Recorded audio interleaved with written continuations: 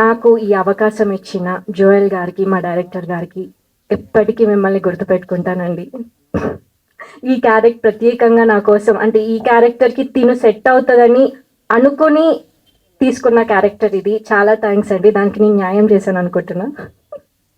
Thank you so much. And తెరచాప టీంలో నన్ను యాక్సెప్ట్ చేసిన కైలాష్ గారికి, మా ప్రొడ్యూసర్ గారికి చాలా చాలా థ్యాంక్స్ అండి. మీ వల్లనే మేము ఇక్కడ దాకా వచ్చాము. మా టీం ఇక్కడ దాకా వచ్చింది అంటే మెయిన్ పిల్లర్ మా కైలాష్ గారు. Thank you sir. Me first production అని కాదు, ఇంకా ఎన్ని ప్రొడక్షన్స్ చేసినా మిమ్మల్ని మేము గుర్తుపెట్టుకుంటాము. Thank you sir. మీరు ఇంకా చాలా పెద్ద ప్రొడ్యూసర్ అవ్వాలి, చాలా మందికి లైఫ్ ఇవ్వాలని కోరుకుంటున్నాను. అండ్ మా అజీమ్ గారు, వెంకట్ గారు, అజీమ్ కదా Zoom in Zoom like thank you sir. Like మేము ఒక సీక్వెన్స్ చేసాం అండర్ వాటర్లో, నేను హీరో గారితో ఒక సీన్ ఉంది. మేమిద్దరం ఎంత కష్టపడ్డామో దానికి ఎక్కువ కష్టం వాళ్ళు తీసుకున్నారు. అండర్ వాటర్లో షూట్ చేయడం అనేది, అది కెమెరా పెట్టి క్యాప్చర్ చేయడం అనేది చాలా కష్టం. Thank you sir, me support వల్లనే ఆ సీన్ చాలా బాగా వచ్చింది.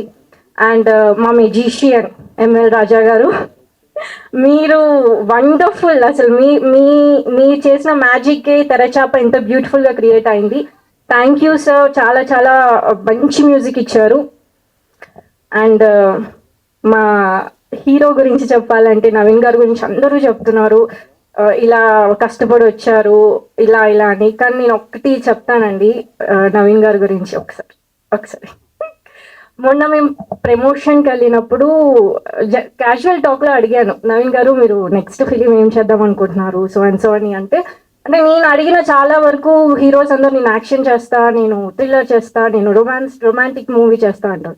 నవీన్ గారు నేను ఏం చేసినా కూడా ఆర్టిస్టులు ఎక్కువ ఉన్న సినిమా చేస్తానండి అన్నారు.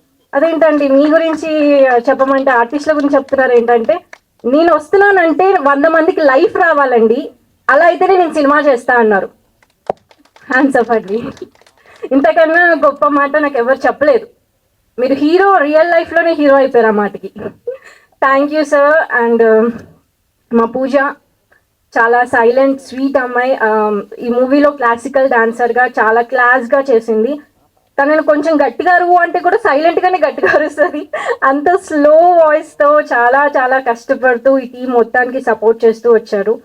అండ్ మా నాన్నగారు పృథ్వీ గారు, నాకు మా ఇంట్లో కూతురుగా కొడుకుకి ఎవరైనా సపోర్ట్ చేస్తాను బాగా చేయమ్మాలా అని. కానీ మా నాన్నగారు ఈ టీంలో ఉన్న ప్రతి ఒక్కరిని వాళ్ళ పిల్లల్లాగా, ఒక కన్న బిడ్డల్లాగా దగ్గర తీసుకొని ఇలా చేయాలి, అలా చేయాలి, ఇలా ఉండాలి, అలా ఉండాలని చివరి వరకు మాకు సపోర్ట్ చేసినందుకు చాలా చాలా థ్యాంక్స్ డాడీ. అండ్ నాగ మహేష్ గారు, వీఆర్ లైక్ ఫ్యామిలీ.